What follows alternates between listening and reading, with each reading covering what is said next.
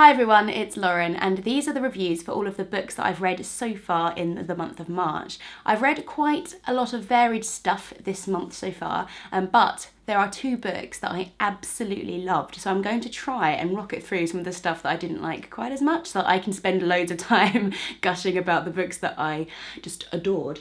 Very quickly, firstly, I wanted to talk about this book, Feminism is for Everybody by Bell Hooks. So I don't think I've mentioned this on this channel yet, but Jean from Bookish Thoughts and I are restarting the Feminist Orchestra book club, which started at the beginning of March. And this is for absolutely everybody. If you are well versed in feminism and feminist texts, or you've never read anything about feminism before, or you're kind of interested but you don't really know what to read, then this group is for you. So I will link the Goodreads group in the description box. We're reading one book every 2 months, so there's plenty of time for you to get involved. We're going to be reading a range of non-fiction, fiction, and memoir as well. So there's loads of different stuff. Take a look if you're interested in any of the books. This is the book that we decided to kick off the book club with, because as it says on the top, feminism is for everybody, and it is an introduction to feminism in general. I've nearly finished this book. I thought I'd mention it briefly in this wrap up, but I will be doing a much more in-depth discussion with Jean at the end of April, kind of when everybody's had a chance to read the book.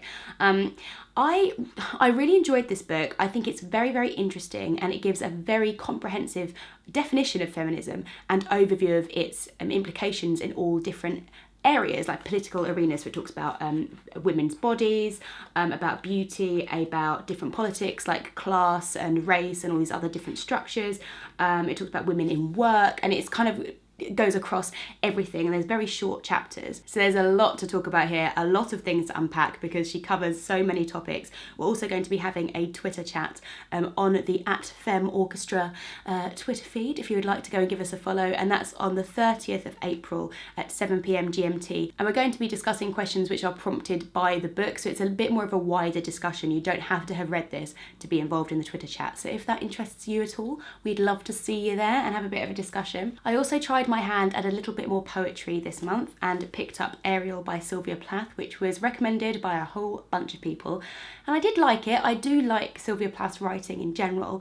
For me, I felt like some of these poems were like really hard hitting. Like I loved Lady Lazarus, which is talking about all her kind of near death experiences / suicide attempts, but some of her other poems I felt to me felt a little bit repetitive, and some a little bit too abstract. In general, I feel like her language is very visceral and very sumptuous, and when I find a poem that speaks to me, I think it works brilliantly. And then sometimes I feel like there are tracks that she's going down where I can't quite follow her narrative, and the images kind of just go off on these little tangents, which is in some ways very, very good, and then in some ways I was like, oh well, I can't be bothered to work out what you're doing. So I just think I'm very, very fickle when it comes to poetry, and I don't want to work hard at it, basically.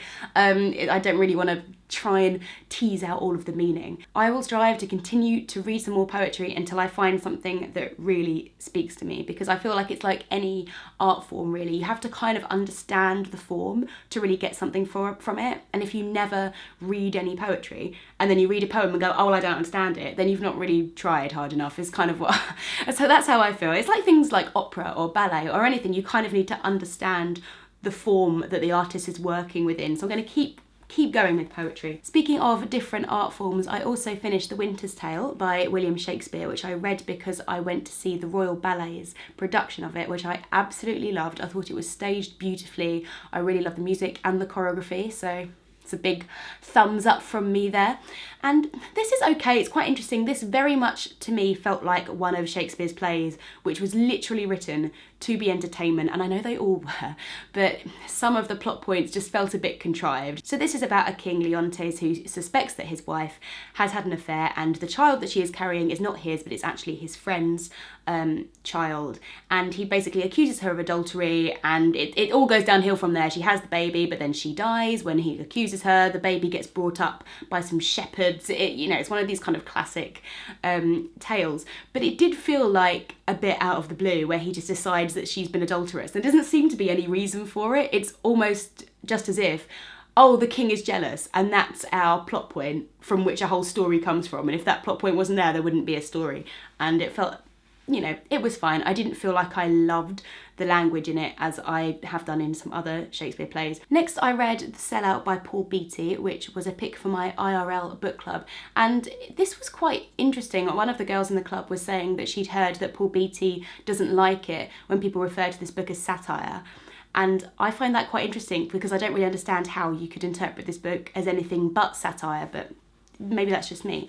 This is a look at racism in America, essentially, but it follows the story of a man in a Californian town whose town has kind of been erased from the map. So he goes around making it a town and putting the boundaries of the town in together, and then he also reintroduces segregation basically in that town. He takes on one of his friends as a slave, and it's like looking at kind of institutionalized racism and the pros and cons of all the different things of integration and segregation, but it does take a very wry look at that. I personally didn't quite gel with the writing style of this book. I felt like Paul Beatty was kind of trying, it wasn't laugh out loud funny, but kind of every sentence had this little funny little nod or funny little joke, which I almost felt like was too much. I felt like he was trying to be too funny or trying to be too clever while I was reading it. And it's an interesting structure of a novel because it's not quite magical realism, because nothing magical is happening as such, but it's very unrealistic things that are happening, and it is very of that feel. It did feel like I was reading like 100 Years of Solitude or something. It's very interesting the way the society is coming together. I don't really know what genre you would define this book as, but to me it felt like it was going on sort of too long and trying to encompass too much, and it might have worked better as like a short story or a set of essays or something. But you know, how can I be someone to say, oh, Paul Beatty, you're trying to cover too many aspects of racism? Like, that's a ridiculous thing to say, because there's so many different ways that affects people's lives, and, you know, he's looking at a whole wide range of stuff. So it shouldn't really be for me to say that I felt like there was too many different things going on in this book. But, you know, as much as I found it really interesting, the observations he was making, it did just kind of mean that I didn't get fully on board with it and found it a little bit difficult to read. Now we get to my favourite books. Oh, you're excited. I'm excited. So the first one, this is like in order of how much I love them. So the first one that I read that I really enjoyed was Conversations with Friends by Sally Rooney. So it's about a group of 4 people. It's 2 young women, sort of in their early 20s, Bobby and Frances, who get mixed up with this older married couple, Melissa and Nick. And it's mostly about Frances's affair with Nick, and how that kind of unfolds, but it's really about the relationship between all 4 of them. And this is all told from Frances's perspective, so you only really see what she sees. But even with the limitations of that single viewpoint, what Sally Rooney manages to do is really look at how different people can interpret one situation and your perceptions of different people's behaviour and kind of what they mean by that and what their intentions are.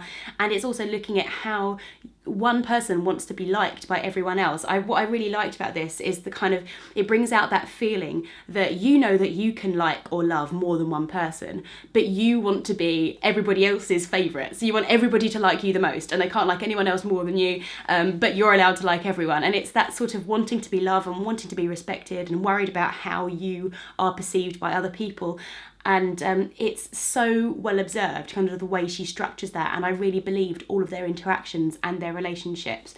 And it's also about not really knowing what other people are going through all the time, not understanding their histories, and you know, the differences between the face that people put on things and then the emotions and, you know, the pain or the struggles or whatever is going on underneath. I just thought it was really good. It was just, and it reads really easily, it reads really well, but she's doing something a little bit more than you would expect kind of with the relationships with the people in here. So I would highly, highly recommend this. And now we come to my favourite book, which actually might be the favourite thing I've read so far this year.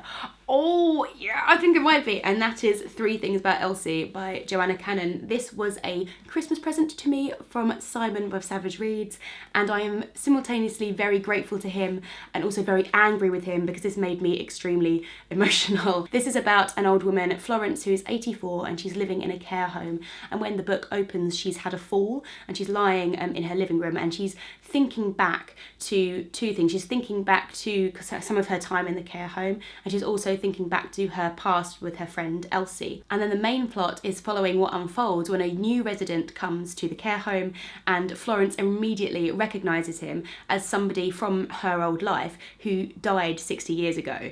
And so she's thrown into a panic. She's trying to uncover what's happening, and she's like with her friend in the care home trying to work out what his intentions are, kind of whether he is the person from her past or not.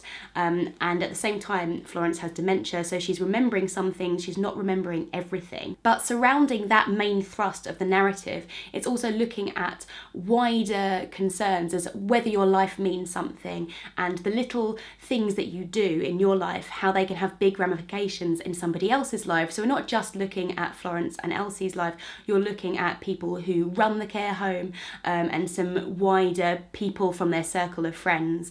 And this is quite similar in a way to Joanna Cannon's first novel, The Trouble with Goats and Sheep, because that was about a small community of people down a cul-de-sac and they were trying to uncover a mystery. But within that book, I felt like there were lots of characters to the point where you kind of struggled to keep track of everybody. And the way this is structured is just such a clear step up from that novel, because there are still lots of characters in here, but she really focuses in on Florence and on like a certain couple of people in the care home, and you really feel like you get to know them. And it is so impressive how she manages to have all these different little threads of plots and stories and little mysteries, but you are able to keep track of everything. And because Florence is suffering with dementia, there's some things that you know which Florence clearly doesn't know or has forgotten. And there's some things that Florence knows and she's definitely not telling us, or again, she's forgotten, or her memories are kind of being inconsistent or unreliable, and you just feel like you're going on this journey with her to uncover what's happening at the end. And on top of all of that, the writing is just so delicious. I love some of her turns of phrase. I'm just in awe of this book, basically. I think she's packed so much in there. It's so beautifully done, it's so accomplished and well structured, and it's also just so heartbreaking, and I just loved it. And it's just like this quiet beauty. It's just like all the little sadnesses and little loves that we have in a very ordinary life. It's not the kind of big dramatic things, it's all like the little ways that people touch each other's lives, and that's the kind of thing that makes me cry, apparently. And I was supposed to be buddy reading this with Lauren from Lauren and the Books, but we didn't really talk about it that much between us, because I think we were just rocketing through it, and I just sent her a message like, oh, I'm halfway through, I love it. And she's just like, yeah, me too. We haven't really kind of talked about it loads as we went along, because I was just racing through it. So I want to put this in everybody's hands. It's been longlisted for the Women's Prize for Fiction, which I was honestly a little bit surprised about when I saw that announced, but now I've read it, I'm like, yes, of course. And it's just so heartwarming and lovely, and I cannot recommend it enough. And I would love to hear some other people's opinions on it, just because I just love it, and look, it's a pretty little Battenberg cake. So as always, all of these books will be linked in the description box below if you'd like to check any of them out yourself. I would love to hear from you if you've read any of them, if you've got any opinions and what else you've been reading in March, and I'll see you in my next video. Bye!